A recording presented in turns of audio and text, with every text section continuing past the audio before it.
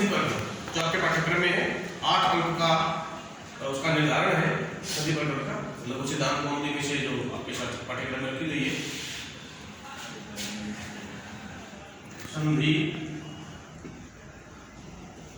प्रकरण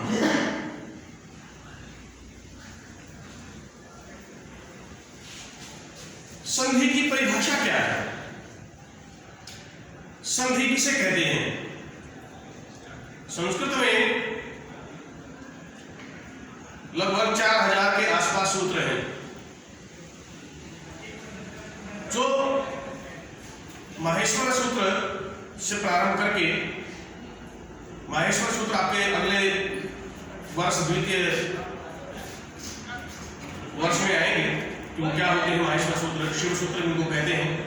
जैसे हिंदी की वर्णमाला होती है अनार आ आम ई इमली ई इत्यादि हम करते हैं, A for apple B for boy करते हैं, तो ऐसे ही संस्कृत की जो वर्णमाला है वो ऐ उनरी लिखरे ओ ऐ ओ छाय वडलन यम गण नम झपय घड़ दश जब गण दश ख फ छ ठ थ छ ट त व क प य श ष सर, ये 14 माहेश्वर सूत्र हैं जिनसे प्रत्याहार बनाए जाते हैं। उन प्रत्याहार के बल पर ही जो पाणिनि सूत्र हैं उनको सहायता से शब्द सिद्धि की जाती है।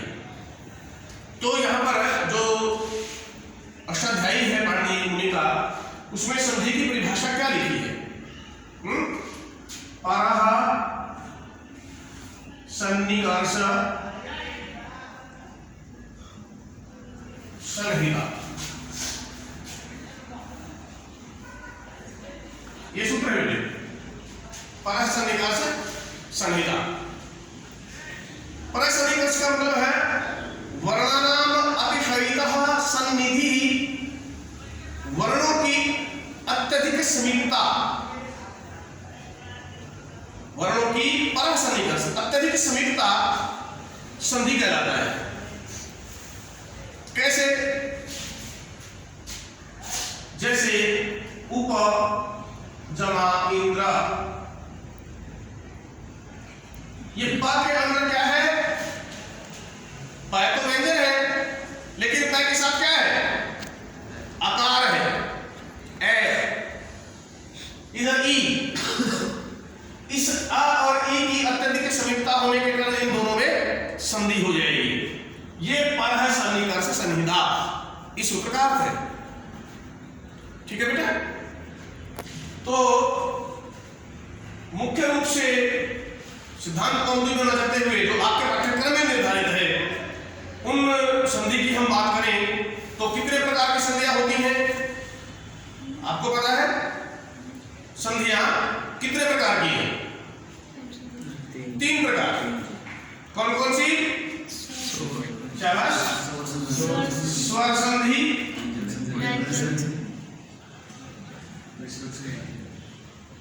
व्यंजन संधि,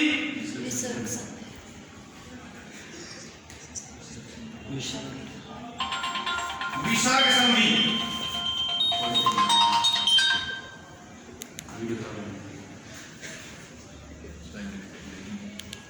विसर्ग संधि। ठीक है बेटे? स्वर संधि, व्यंजन संधि, विसर्ग संधि। तो आज हम पहले स्वर संधि के विषय में पढ़ लेते हैं।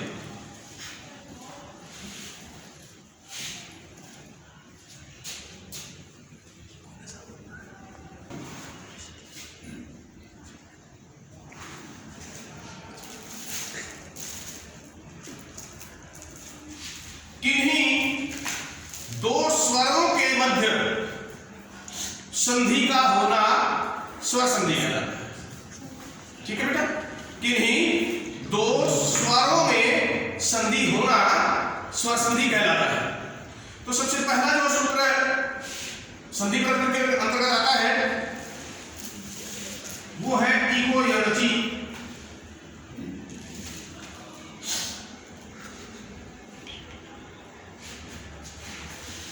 ये तो सूत्र है। इस सूत्र की वृत्ति क्या है, इसकी व्याख्या क्या है? ठीक है? जैसा कि a - b² is equal to क्या होता है? मैथ के बच्चे हैं कोई? a square plus b square plus 2ab minus 2ab। a minus b square तो हुआ फार्मूला, और a square plus b square minus 2ab हुआ उसका एक्सप्लेनेशन, उसकी व्याख्या। ये तो है सूत्र a माइनस b स्क्वायर की तरह। इसकी वृत्ति क्या है? इकः स्थाने यण शादति। इकः स्थाने यण शादति। अब ये आपको पता होना चाहिए इसके लिए कि इक क्या है, स्थान का क्या अर्थ है, यण किसको कहते हैं, अच क्या होता है। जब तक इन सब बातों का आपको नहीं पता होगा तो तब तक आप क्या समझेंगे इस विषय में। तो इक का अर्थ है बेटे संक्षेप में, बृहद में तो लघु सिद्धांत कौंदी, सिद्धांत कौंदी इत्यादि का अध्ययन करना पड़ता है, लेकिन जो आपके पाठ्यक्रम के अनुसार निर्धारण है मैं उसी के विषय में बता देता हूं कि इक का अर्थ है ई उ री लरी, इनको चार को इक कहते हैं। यण क्या होता है? ये वे रे ले, ये यण है। अच क्या होता है? सभी स्वर।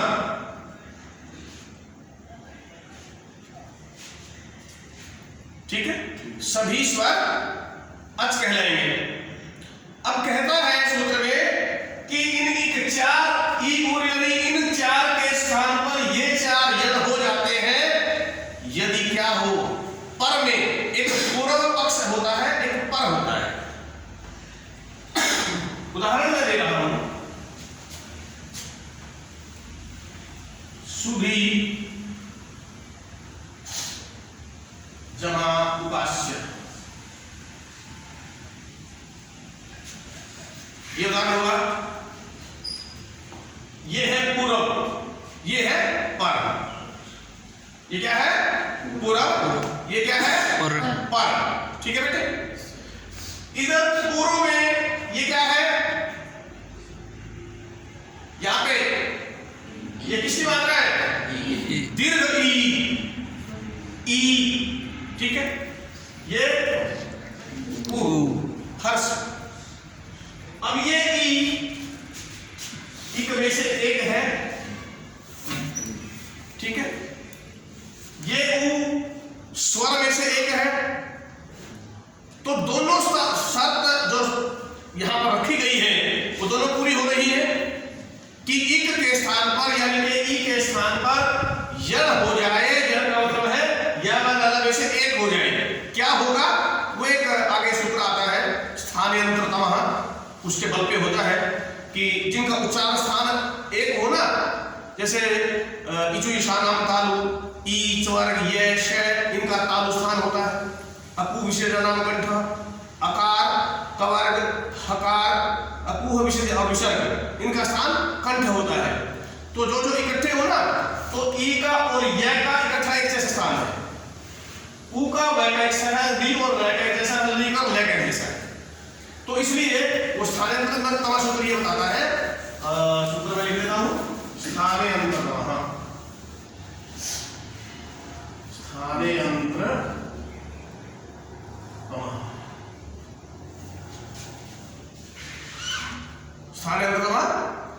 यही कहता है कि जो आपस में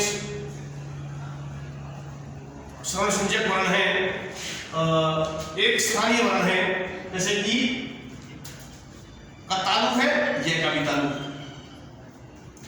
तुल्यस्य प्रथम श्रवणम, ऐसा सूत्र आता है कि श्रवण संज्ञा किसकी होती है? तो एक ही स्थान से बोले जाते हैं।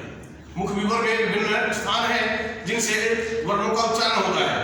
कंठ है, तालु है, जिह्वा है, ओष्ठ है, मूर्धा है, ये सब मुख विवर के अंदर ही रहते हैं। ये विस्तृत विषय है। तो मैंने बताया आपको कि इक के स्थान पर यन करना है अच परे होने पर। क्या इस उदाहरण में ये शर्तें पूरी हो रही हैं? क्यों बेटा पूरी हो रही है? विचार करके बताइए। शुद्धि के अंदर ई, उपास्य का उ, ये इक के अंतर्गत आता है। ई उ का उपास्य का उ, इक तो है ही है, स्वर भी तो है साथ में। अतः इस इक को ई को यह कर दो स्थानांतरण सूत्र के द्वारा। क्या बन गया? सु। ये हलंत हो गया जब ई निकल गया इसमें से। ई के स्थान पर हमने कर दिया ये हलंत उपास्यः। ठीक है बेटे, क्या बन गया? सु। ध आधा हो गया क्योंकि हलंत है, ये के अंदर ये जोड़ दो, शुद्धु पास्यः। समझ में आया? ई को ये कर दिया, उस ये में जो पर वाला स्वर है उसको जोड़ दिया, तो ये के अंदर ई को ये हुआ, ये के अंदर को जुड़ गया, तो शुद्धुपास्यः ऐसा बन गया। ये यन संधि कहलाता है अपने आप में। इसको याद रखें, यन संधि। कौन सी संधि है ये? यन संधि। यन क्यों है? क्योंकि ई के स्थान पर यन किया जाता है, इसलिए यन संधि के नाम से जाना जाता है। तो ई के स्थान पर यह हो गया। एक दूसरा उदाहरण आपको दे रहा हूं। दूसरा उदाहरण है बेटे मधु जमा अरी। यहां पर भी पर और पूर्व पक्ष में विचार करो आप लोग। पर में क्या है? ये क्या है? उ। ये क्या है? ए। उ तो हो गया इक, क्योंकि इक तो चार है, ई उ री चारों इक है ना, तो उ तो हो गया उक इक, और अरी में ए हो गया स्वर। तो अब इस उ को क्या करेंगे? स्थानांतरण सूत्र के बल पर यहां से इनमें से छांटिए, उ के स्थान पर क्या होगा? बोलो बेटे, उ के स्थान पर वे म ध हलन उ को व अरी म ध आधा हो गया, व के अंदर है मिला तो पूरा व मध्यवरी। ठीक है बेटे, बन गया मध्यवरी? समझ आ गया? कोई से बच्चे के ना समझ आया बताइए मुझे। बिल्कुल स्पष्ट है। एक उदाहरण मैंने ई का दिया, एक उ का दिया। अब एक उदाहरण आप री का लीजिए। री कैसे? मातृ जमा अंशः। क्या बना?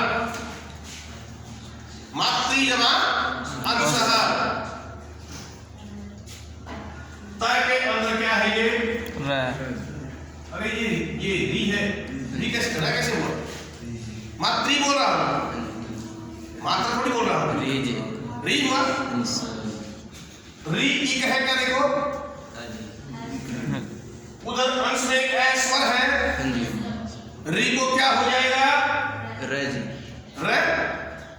बिल्कुल समझते ही मा री को र अंशः मिला के लिखो बेटे। तय और त्रय बन गया।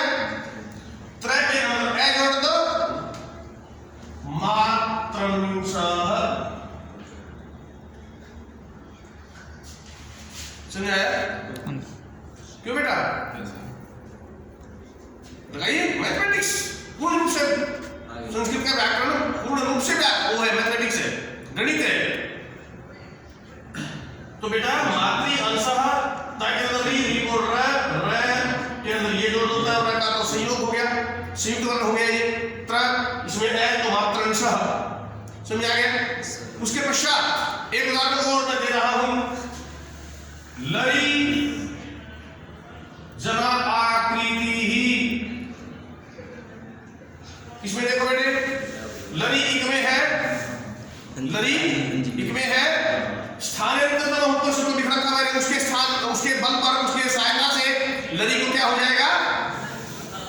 क्या हो जाएगा? लय जी। लय। लय हलन आकृति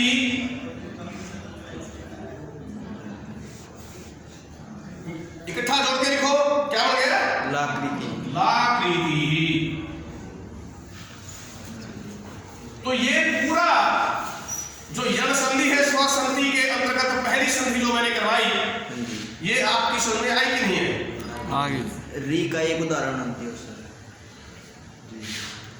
लरी। री का जी। लरी का ही उदाहरण प्राय प्राप्त होता है। लरी का प्राय ही उदाहरण होता है।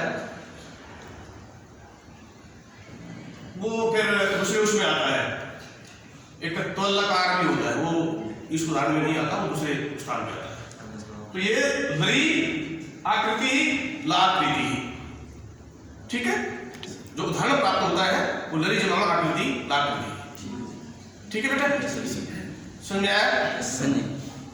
कोई किसी को कहीं से संकोच हो, ठीक है? ठीक है।